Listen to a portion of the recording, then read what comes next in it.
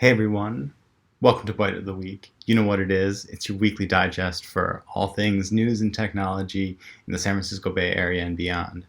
So, as always, let's just get started with what happened with SpaceX this week. Inevitably, they're always up to something cool, or at least they have better publicity than other companies, or at least space, right? Anyways, this was a good week for them. On Sunday morning, the Dragon capsule, which is a cargo vessel, also a passenger vessel, depending on how they want to use it, that splashed down on the coast of Southern California today, or sorry, on Sunday.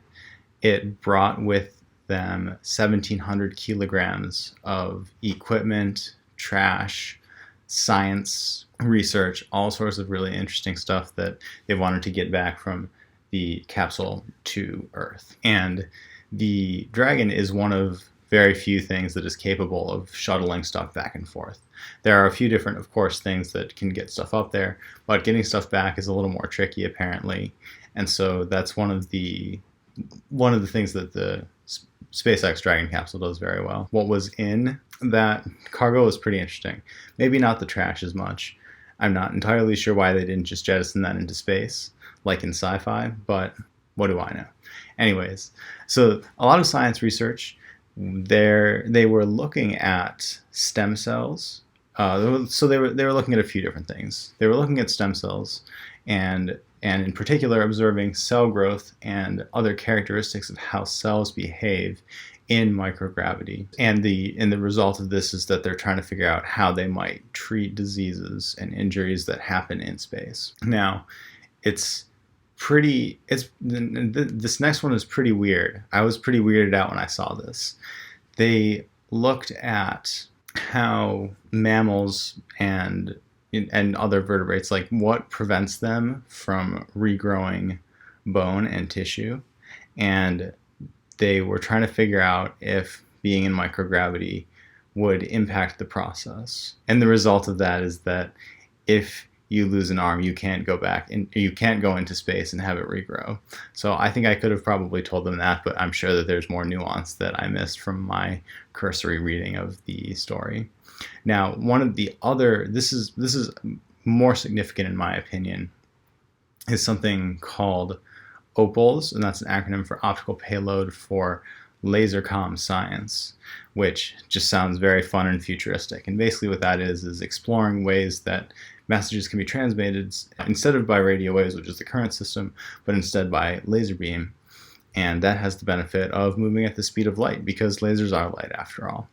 And so that would allow very, very quick transmissions to happen between folks on Earth, folks in space, whether it's on the space station, whether it's much further out. And so it would make communicating with vessels that are further out in space a lot more expedient. You wouldn't have to wait potentially hours or days for your message to get relayed back and forth. So that was one piece of the news. Another piece from SpaceX this week was that they're planning to do a collaboration with NASA. SpaceX and NASA are going to work together in 2020.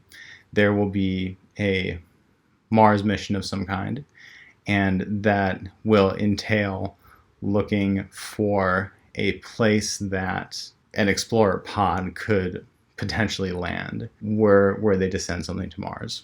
Now, I believe this one is going to be unmanned, so it would basically just be dropping off cargo, and it would probably be a one-way trip at this point.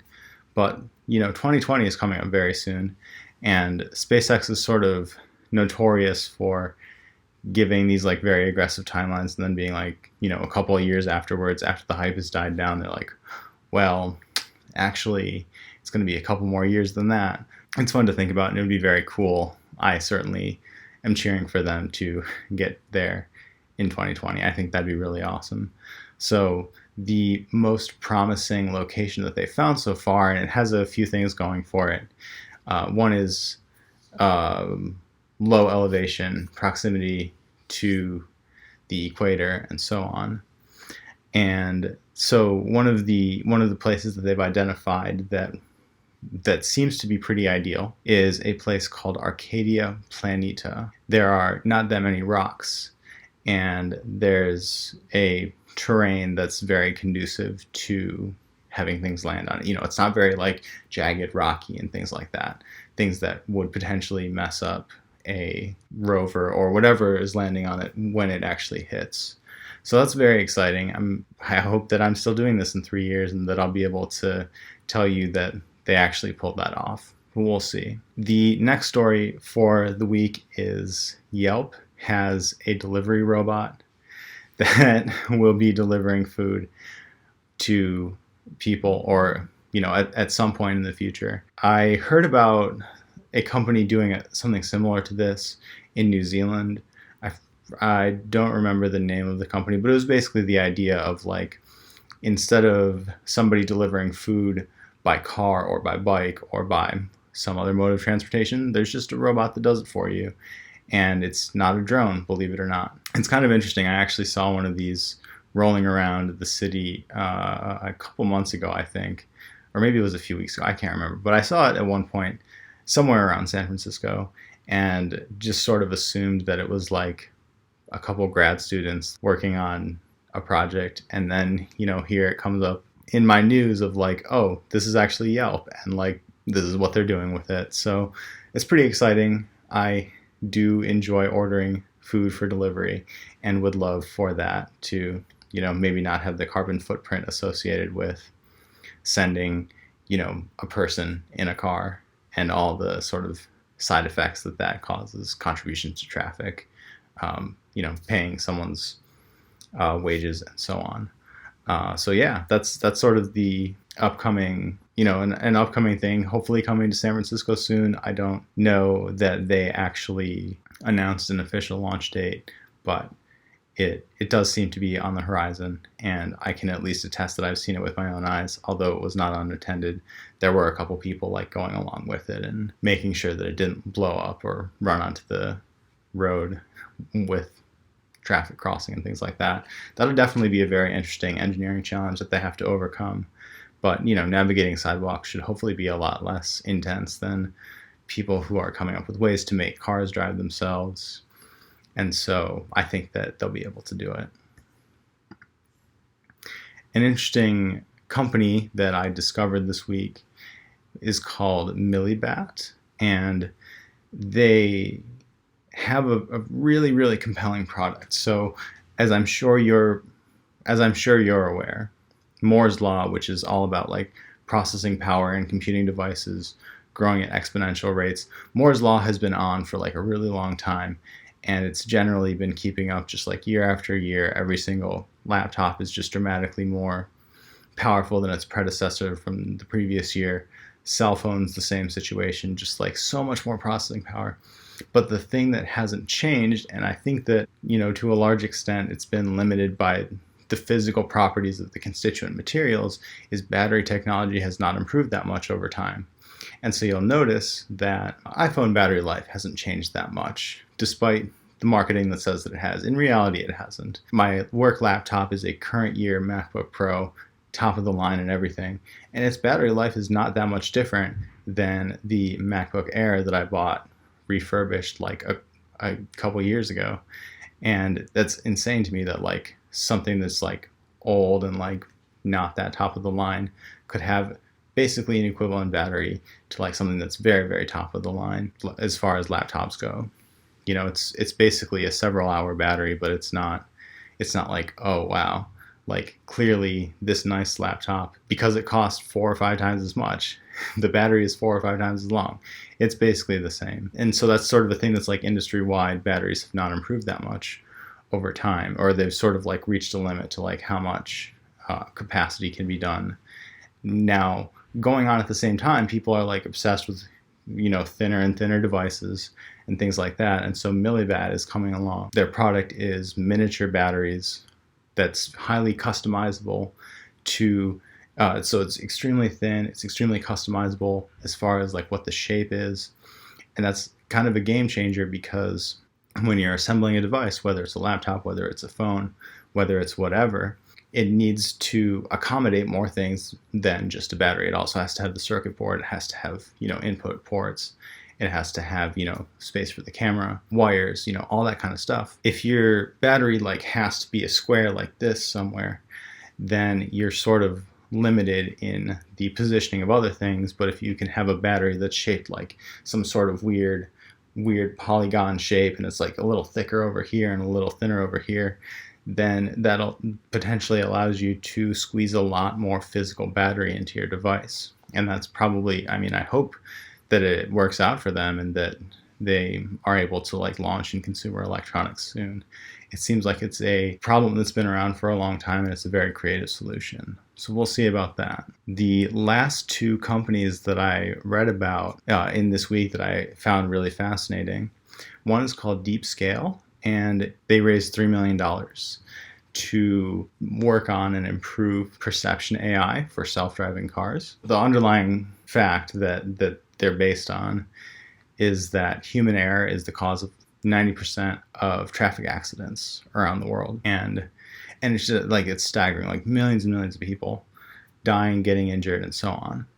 And so automakers are trying to figure out a way to, like, you know, maybe if it's not a 100% self-driving car in the immediate future, could we somehow make cars like a little smarter to help them detect conditions on the road, to, you know, if you're in this like weird situation where you're swerving or something potentially crashworthy is about to happen, could the car sense that and override what the human is trying to do?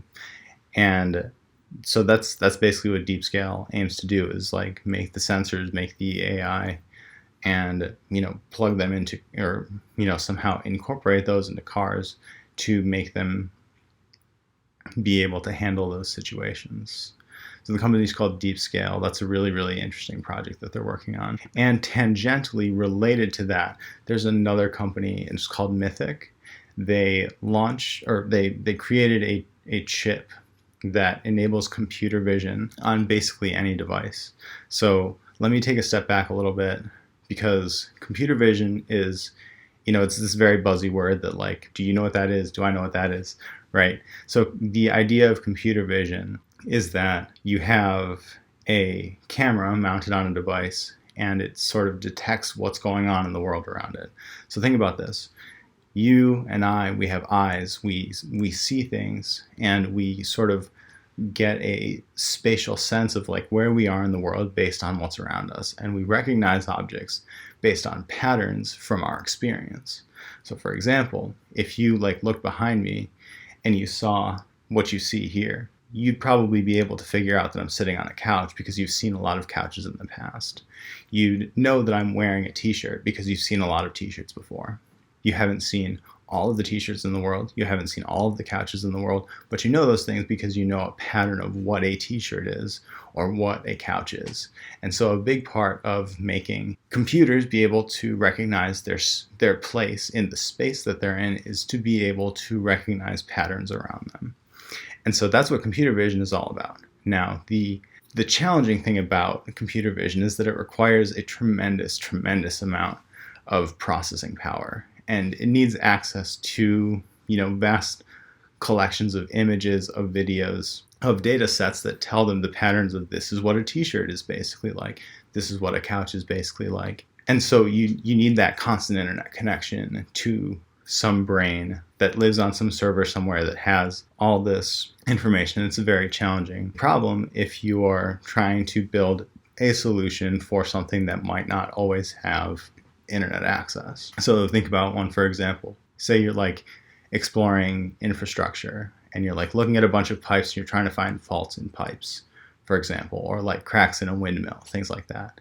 So you have a drone that's like flying around and it's looking at the windmill, it's looking at the blades, it's looking for cracks. Prior to incorporation with a chip like this, you'd have to, you know, record the video of all of the blades. Then you'd come back, upload it to the internet, and then it would come back later and say, oh, there's a crack right here. Or in the case of the pipes, it might say, oh, like this pipe is bent too much and that's unsafe. With this Mythic chip, it will give sensing devices the ability to make those judgment calls in real time as they're looking at the pipes or as they're looking at the windmill blades. It basically like gives them the intelligence to diagnose what's going on in the world around them. And another, you know, so this is sort of like those examples were infrastructure based. But like another one that you could think of is, what if like in a smartphone application, there was a lot of like medical knowledge. Maybe all of a sudden a doctor with, just a regular smartphone, they could like take a picture of a patient somewhere out in some, really distant part of the world that maybe doesn't have internet connection.